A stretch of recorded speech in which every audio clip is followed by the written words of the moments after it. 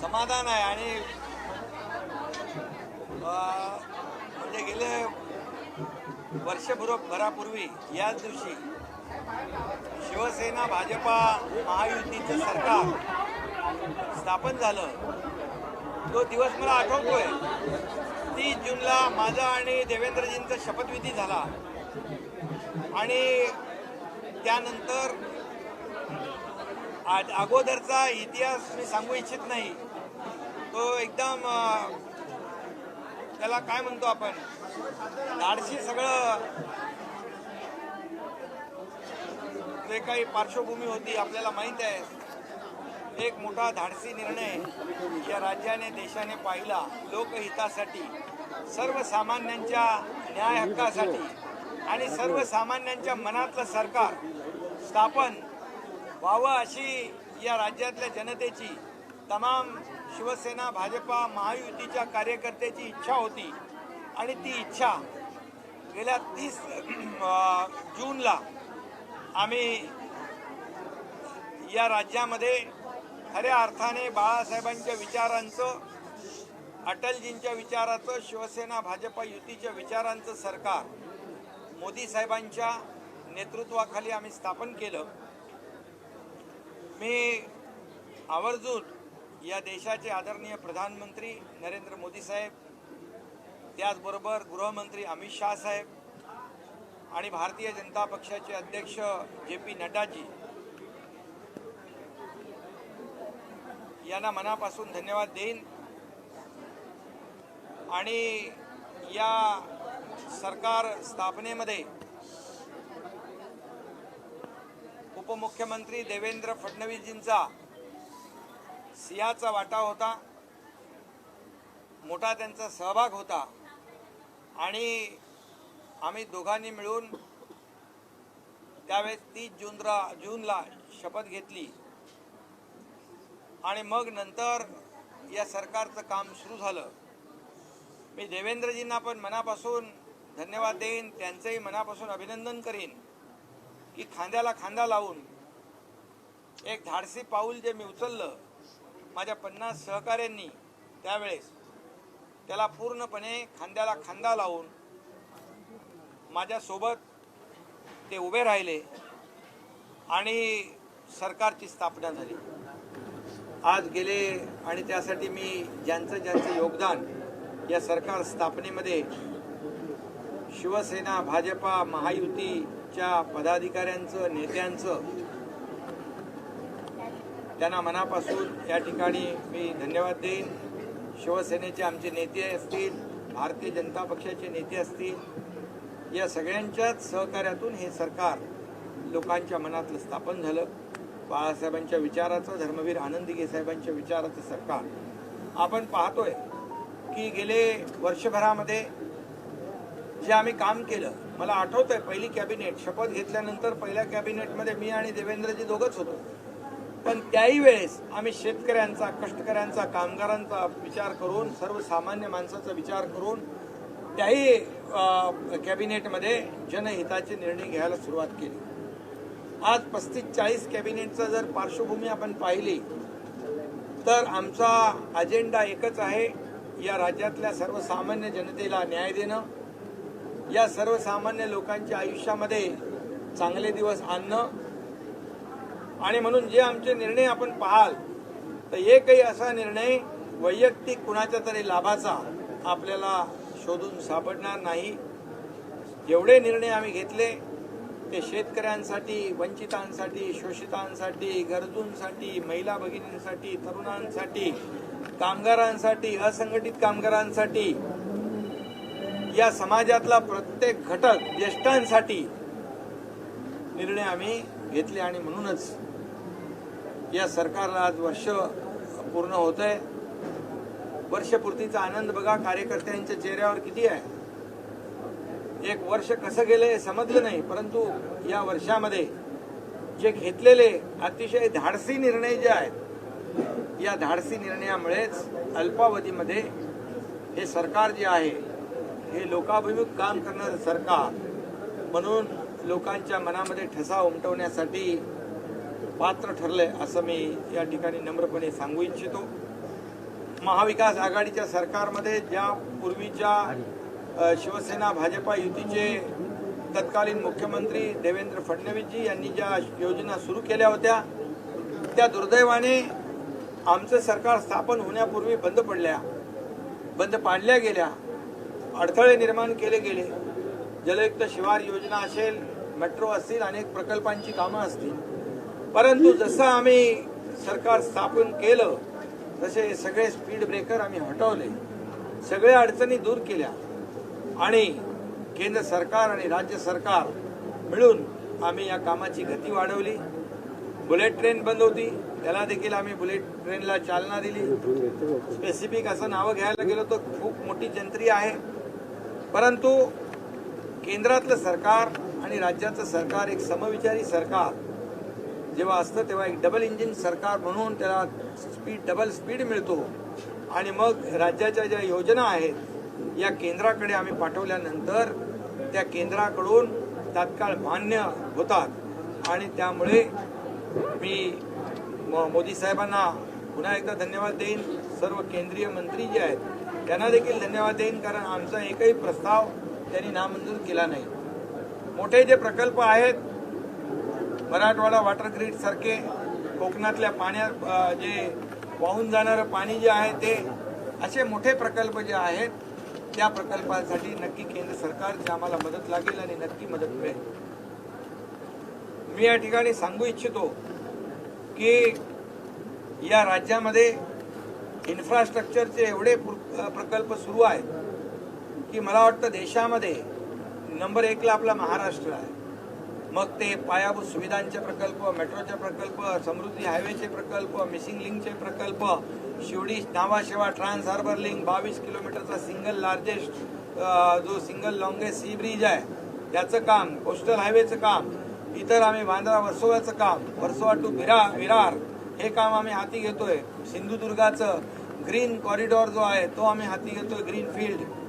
हे असे महत्वाकांक्षी प्रकल्प जे आहेत, ऍक्सेस कंट्रोल रस्ते, ऍक्सेस कंट्रोल प्रकल्प, जसं समृद्धीमध्ये 7 तासामध्ये मुंबईला माणूस येऊ शकतो, अशाच प्रकारचं एक रस्त्यांचं एक जाळं तयार करतो आम्ही, ऍक्सेस कंट्रोल ग्रीड.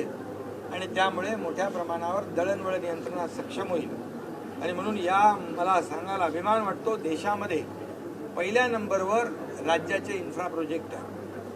त्याचबरोबर या राज्यामध्ये जेव्हा युतीचं सरकार होतं, देवेंद्रजी मुख्यमंत्री होते, त्यावेळेस परदेशी गुंतवणुकीमध्ये महाराष्ट्र नंबर 1ला होता. परंतु दुर्दैवाने महाविकास आघाडी सरकार स्थापन झाल्यानंतर गुजरात पुढे गेला, कर्नाटक पुढे गेला. परंतु जसं आपलं 11 महिने 12 महिन्याचं सरकार स्थापन झालं, आता पुन्हा एकदा महाराष्ट्र परदेशी गुंतवणुकीमध्ये नंबर 1ला आलेला आहे. याचं आम्हाला समाधान आहे. आणि म्हणूनच एक वेगवान सरकार, गतिमान कारभार या सरकारच्या माध्यमातून आम्ही करतोय. शासन आपल्या दारी हा अतिशय अभिनव असं संकल्पना, म्हणजे लोकांना सरकारच्या दारात यायला लागू नये. जिल्हाधिकारी कचेरी असेल, तहसीलदार कचेरी असेल, या ठिकाणी यायला खेटे मारायला लागता कामा नये. म्हणून सरकार, शासन आपल्या दारी, जे निर्णय सरकारने घेतले, जे योजना सरकारने सुरू केल्या, त्या पूर्णपणे त्याचा लाभ लोकांना मिळाला पाहिजे. त्याला लागणारी कागदपत्र, सर्टिफिकेट, प्रमाणपत्र देखील एकाच छताखाली देण्याचा निर्णय घेतलाय. हजारो लोकांचा उदंड प्रतिसाद या शासन आपल्या दारी या कार्यक्रमाला लाभतो आहे. त्यामुळे हे सरकार जे आहे सर्वसामान्यांच्या जीवनामध्ये बदल घडवण्यासाठी अनेक निर्णय घेते. शेतकऱ्यांसाठी आम्ही अनेक निर्णय घेतले. केंद्राची, मोदी साहेबांची 6,000 रुपयाची जी योजना आहे शेतकऱ्याला दर वर्षाची, ती आम्ही 6,000 आणखी आमच्या राज्य सरकारकडून त्याच्यामध्ये टाकले. आता शेतकऱ्याला 12,000 रुपये वर्षाला मिळणार. पीक विम्याचे पैसे शेतकरी भरत होते, ते पैसे सरकार भरणार. फक्त शेतकऱ्यांकडून 1 रुपया घेणार. पीक विमा योजना, ज्यांनी मोबदलाचा विषय जर आपण पाहिला तर सगळे निकष नियम आम्ही बदलले आणि शेतकऱ्याला जास्तीत जास्त कसं देता येईल यावर आम्ही लक्ष फोकस केलं. महिलांसाठी सक्षमीकरणासाठी आम्ही अनेक निर्णय घेतले. लेक लाडकी लखपती हा योजना आम्ही सुरू केली. देशातली राज्यातली आपली पहिली योजना आहे. जन्म झाल्यावर 5,000, शाळेत जायला गेल्यावर 7,000, 7वीत गेल्यावर 7,000, 11वीत गेल्यावर 8,000 आणि वयाचं 18व्या वर्षी 75,000 1,00,000 रुपये त्या मुलीला मिळतील, पालकांची चिंता दूर होते. आणि त्याचबरोबर महिलांसाठी आम्ही ST मध्ये 50% सवलत दिली, त्याचा वापर खूप मोठ्या प्रमाणावर करतात महिला भगिनी. ज्येष्ठांसाठी 75 वर्षाच्या वरच्या लोकांना आम्ही फ्री ST केली आहे. त्याचबरोबर महिला सक्षमीकरण हा मुद्दा आमच्या डोळ्यासमोर प्राथमिकता त्याला आम्ही देतोय. महिला बचत गट सक्षम करणे, त्यांना जे काही खेळतं भांडवल आहे ते मोठ्या प्रमाणावर उपलब्ध करून देणे, नॅशनलाइज आणि डिस्ट्रिक्ट जिल्हा बँका ज्या आहेत त्यांच्याकडून त्यांना कर्जरूपी मदत करून देणे आणि त्याची परतफेड तर ते 100% करतात. परंतु खेळतं भांडवल सरकारच्या वतीने देणं, महिला बचत गटाला त्यांच्या स्वतःच्या पायावर उभं करण्यासाठी त्यांच्या ज्या प्रॉडक्ट आहेत, ज्यांच्या वस्तू आहेत त्याची विक्री झाली पाहिजे, ब्रँडिंग झालं पाहिजे, मार्केटिंग झालं पाहिजे, यासाठी जिल्हा प्रशासनाला आम्ही सूचना देतोय की आउटलेट त्यांना ते स्टॉल्स, तिथलं इन्फ्रास्ट्रक्चर उभं करून द्यायचं, रोटेशनमध्ये त्यांना आपण हे करू. त्याचबरोबर राणे साहेबांच्या MSMEचा विभाग आहे त्याच्यामध्ये महिलांसाठी फार मोठ्या प्रमाणावर योजना आहेत. म्हणजे केंद्र सरकार राज्य सरकार मिळून महिलांना आर्थिक ताकद कशी मिळेल, महिला बचत गट मोठ्या प्रमाणावर शक्तिमान कसे होतील यासाठी देखील आम्ही प्रयत्न करतो. मंत्रिमंडळाचा विस्तार कधी होणार, नवीन चेहऱ्यांना देखील संधी मिळणार का यामध्ये, आणि अमित शहाशी काय बोलणार काल फडणवीसांनी तुमची? मंत्रिमंडळाचा विषय लवकरच होईल, त्याच्यामध्ये काही अडचण नाहीये. आणि जे काही सरकारचं 1 वर्षाचं कामकाज जे आहे हे आता आपण पाहिलेलं आहे. वेगवान आणि गतिमान आणखी पुढचं जे काही कालावधी आहे फक्त आणि फक्त आम्ही या लोकांसाठी, सर्वसामान्य लोकांना न्याय देण्यासाठीच आमचं सरकार निर्णय घेणार. आणि म्हणूनच आज मी एवढंच सांगेन की वर्षपूर्ती जी आहे हे फलद्रूप झालेली आहे आणि फलदायी झालेली आहे. एवढे मोठे निर्णय जे आम्ही घेतलेले तुम्ही एकदा तरी छापा, तुमच्या चॅनलमध्ये एकदा तरी दाखवा अशी माझी आपल्याला विनंती आहे. कारण हे लोकाभिमुख निर्णय आहेत. आमचे प्रकल्प दाखवा, त्या प्रकल्पांचा फायदा किती आहे ते दाखवा, आणि घेतलेल्या ज्या योजना आहेत या सर्वसामान्यांच्या हितासाठी आम्ही घेतलेल्या आहेत हे सगळं लोकांपर्यंत आपल्या माध्यमातून पोचलं तर तुमचं चॅनलचं पण TRP वाढेल. अजूनही सर वर्षपूर्ती झाली तरी अजूनही काही जण आशावादी आहे, सरकार कोसळेल वगैरे वाट बघतायत. आता काय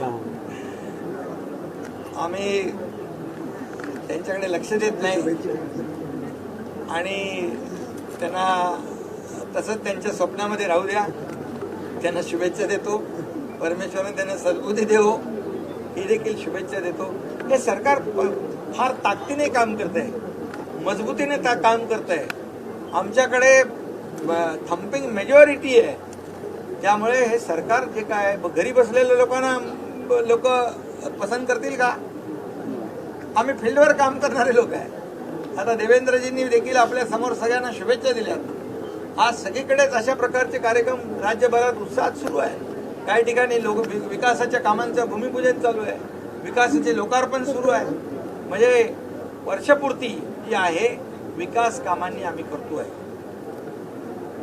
त्यामुळे मी तमाम आमच्या शिवसेना भाजप युतीच्या आमदार, खासदार, लोकप्रतिनिधी, मंत्री महोदय यांना शुभेच्छा देतो. त्याचबरोबर आमचे सर्व भाजपा, शिवसेना, महायुतीचे RPI, महायुतीचे सर्व कार्यकर्ते जे आहेत त्यांनाही वर्षपूर्तीनिमित्त मी मनापासून त्यांना शुभेच्छा देतो.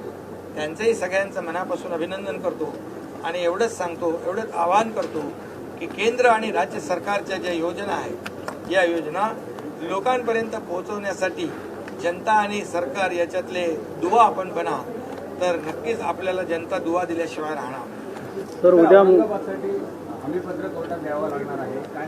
अरे पहिले वर्ष आज कुठले ते विषय काढतात. सर उद्या मुंबईत मोठा मोर्चा आहे. कालच वारी झाली, अतिशय महत्वाची काल वारी झाली पंढरीची आणि खूप चांगल्या औरंगाबादचं प्रकारे नाही, संभाजीनगर नाव बाळासाहेबांच्या संकल्पनेत आम्ही दिलेले आहे.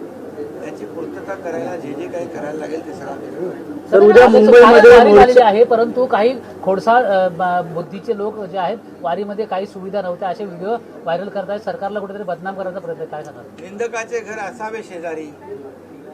आम्ही यावेळेस असं नियोजन केलं, पालकमंत्री विखे पाटील, गिरीश महाजन आणि तानाजी सावंत मी स्वतः जाऊन तिथे जातीने पाहणी केली आणि मला वाटतं जर वारकरी संप्रदाय मला भेटले, सगळे लाखो लोक मला भेटले, रस्त्याने दुतर्फा होते, त्यांच्या चेहऱ्यावर खूप समाधान पाहायला मिळालं आणि ते स्वतः सांगत होते या वर्षीची व्यवस्था अतिशय उत्तम झालेली आहे. पिण्याच्या पाण्यापासून, स्वच्छतेपासून, महिलांच्या चेंजिंग रूमपासून, अगदी मोबाईल टॉयलेटपासून. मी स्वतः मग उतरून मोबाईल टॉयलेटची स्वच्छता बघितली मी स्वतः. त्यामुळे आता ठीक आहे, कोणाला काय आरोप करायचे. उद्या मुंबईत मोर्चा आहे, भ्रष्टाचार घोटाळ्यासंदर्भात हा मोर्चा निघणार आहे. कसं बघता इकडे सरकारला कुठेतरी बदनाम करण्याचं काम मुंबईत आता सुरू झालेलं आहे. खरं म्हणजे मोर्चा कुणी कोणावर काढायचा हा एक प्रश्न आहे. खरं म्हणजे ज्यांचे 20-25 वर्ष मुंबई महापालिकेमध्ये सत्ता होती त्यांनी मुंबई महापालिकेने 20-25 वर्ष लूट केली, आपली घरं भरली आणि मुंबईकरांना सुविधांपासून वंचित ठेवलं. आणि ज्यांनी कोविडमध्ये माणसं मरत होती आणि इकडे माणसं कोविडच्या नावाखाली पैसे लुटत होते. एका डेड बॉडीची बॅगची किंमत 600 रुपये ते 5000 रुपये घेत होते. ठाण्यामध्ये 30 बॅग कितीला 321 रुपयाला देत होते. 30 बॅग 6000 रुपयाला तिकडे विकत होते. आणि त्याचबरोबर औषधं, oxygen plant, oxygen concentrator, Covid centre, त्याला लागणारं भाडं म्हणजे 10 पट 100 पट किती पट माणसाने त्याच्यात पैसे लावावे, किती करप्शन करावं. आणि हे खरं म्हणजे कॉफिन म्हणजे ह्याच्या डेड बॉडीच्या बॅगमध्ये पैसे खाण्यापेक्षा मोठं पाप काय असू शकतं. ही सगळ्यात म्हणजे तो अगदी कडेलोट झाला. हे भ्रष्टाचाराचं अतिशय काय त्याला आपण म्हणतो सर्व उच्चांक गाठला भ्रष्टाचाराचा. आणि मड्याच्या टाळूवरचं लोणी खाण्याचं काम ज्यांनी केलं, ज्यांनी मुंबईला 25 वर्ष लुटलं, खड्ड्यामधून त्यांचा प्रवास करावा लागला. आम्ही कॉन्क्रीटचे रस्त्याचे निर्णय घेतले.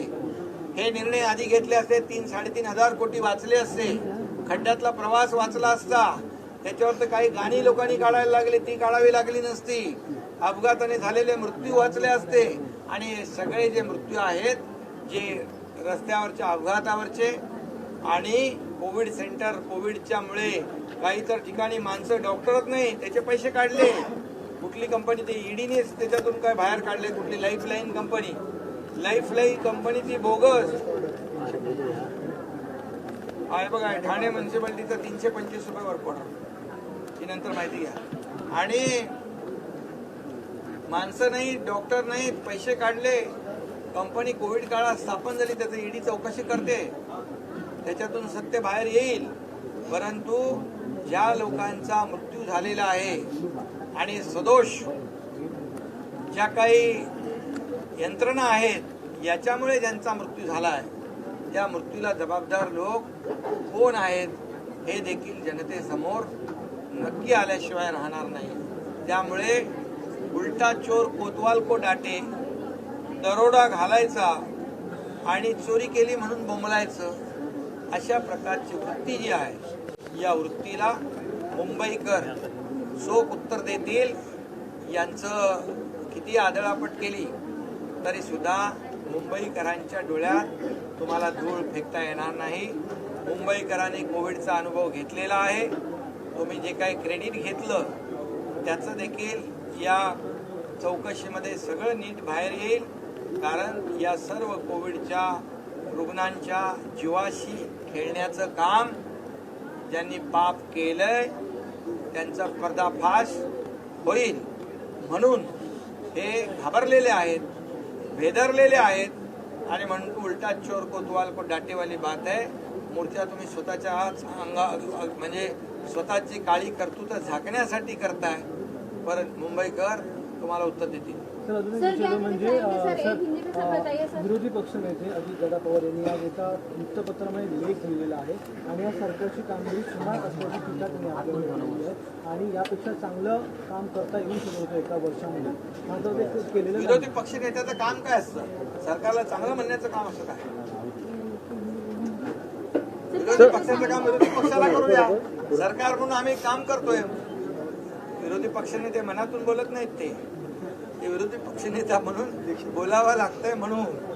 सर आज सरकार कारण को पूरे- त्यांचं पवार साहेबांनी काय केलं ते त्याची आठवण त्यांना आहे.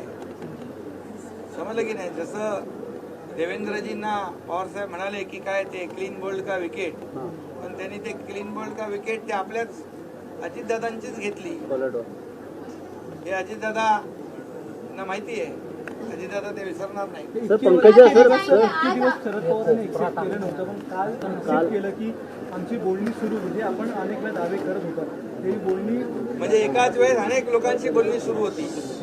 सर पंकजा मुंडेचं म्हणणं आहे का आपकी सरकार को पूरे 1 साल पूरे हुए हैं सर और कार्यकर्ताओं में जल्लोष का माहौल है, क्या कहना चाहेंगे? बिल्कुल खुशी है, सभी कार्यकर्ता खुश है. 1 वर्ष हमारी सरकार को हुआ है. इस वर्ष में मैंने और देवेंद्र जी ने शपथ ग्रहण की थी. ये मुझे उस वक्त का याद है कि जो जरूरत थी इस राज्य को, सर्वसामान्य लोगों के दिल की सरकार, उनके मन की सरकार लोगों को चाहिए थी. शिवसेना भाजपा के कार्यकर्ता और ये महाराष्ट्र की जनता भी वही चाहती थी कि ये गठबंधन वाली सरकार यहाँ स्थापित हो, लेकिन दुर्भाग्य से नहीं हुई थी. वो हमने 30 जून को पिछले साल में करके दिखाया है और उसके बाद मैं सही मायने में इस देश के आदरणीय प्रधानमंत्री नरेंद्र मोदी जी, उनका अभिनंदन करता हूँ, धन्यवाद देना चाहता हूँ. हमारे केंद्रीय गृह मंत्री अमित शाह जी और भारतीय जनता पार्टी के जेपी नड्डा जी, इनको मैं धन्यवाद दूंगा. भारतीय जनता पार्टी को धन्यवाद दूंगा और शिवसेना के वरिष्ठ सब नेता है उनको धन्यवाद दूंगा. और खास करके हमारे उप मुख्यमंत्री देवेंद्र फडणवीस जी को बहुत बहुत धन्यवाद दूंगा, उनका अभिनंदन करूंगा. क्योंकि हम लोगों ने जो 50 लोगों ने एक चैलेंज, एक बहुत ही एक महत्वपूर्ण निर्णय लिया था इस राज्य के लिए, ये राज्य की जनता के हित के लिए, उसके लिए देवेंद्र जी और उनकी टीम कंधे से कंधा मिलाकर हमारे साथ में आगे बढ़ी और इसीलिए हमारी सरकार कामयाब हो गई, सरकार स्थापित हो गई, सरकार का गठन हो गया. और पिछले साल 1 साल में मैं और देवेंद्र फडणवीस जी और हमारे पूरे मंत्रीगण इस राज्य में इतने बड़े बड़े निर्णय लिए हैं कि आप लोग देखोगे तो एक भी निर्णय ऐसा किसी वैयक्तिक फायदे का किसी के लिए नहीं लिया. हमने जो निर्णय लिए, किसान हो, कामगार हो, कष्टकरी हो, महिलाएं हो, हमारे युवा हो, सभी लोगों के भलाई के लिए, सभी जो गरीब शोषित पीड़ित दलित जो जनता है उनके लिए हमने निर्णय लिया है. और इसीलिए ये महाराष्ट्र की जनता बहुत ही खुश है हमारी सरकार के कारोबार पर. मैं मुख्यमंत्री के रूप में काम कर रहा हूँ. देवेंद्र जी उनका पिछला 5 साल का मुख्यमंत्री रह चुके, उसका अनुभव जो है वो भी हमारे साथ में काम आ रहा है सरकार को आगे बढ़ाने में. और जो देवेंद्र जी के कार्यकाल में जो योजनाएं शुरू थी, महाविकास आघाड़ी ने वो जनता के हित की योजनाएं बंद कर दी थी. लेकिन हमारी सरकार, जनता की सरकार आने के बाद हमने तुरंत वापस सब योजना शुरू कर दी. इंफ्रास्ट्रक्चर हो, मेट्रो हो, जलयुक्त शिवार हो, किसानों के लिए योजनाएं हो, इंफ्रास्ट्रक्चर हो, समृद्धि हाईवे हो, कई ऐसे प्रकल्प जो है राज्य के और देश के हित के प्रकल्प हम लोगों ने शुरुआत कर दी. ये डबल इंजन वाली सरकार ये बहुत ही स्पीड से, तेजी से काम कर रही है और केंद्र सरकार का भी इसे बहुत सपोर्ट है, मोदी जी का सपोर्ट है.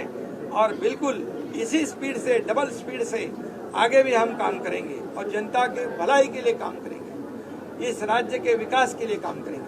सर मराठा दिन आपने शपथ ली थी सर, शपथ लेते वक्त सर मन में क्या बताइए? शपथ लेते वक्त इस महाराष्ट्र का विकास, जनता का विकास, इस राज्य को आगे बढ़ाने का विकास, एक राज्य को प्रगति पथ पर ले जाने का विचार था।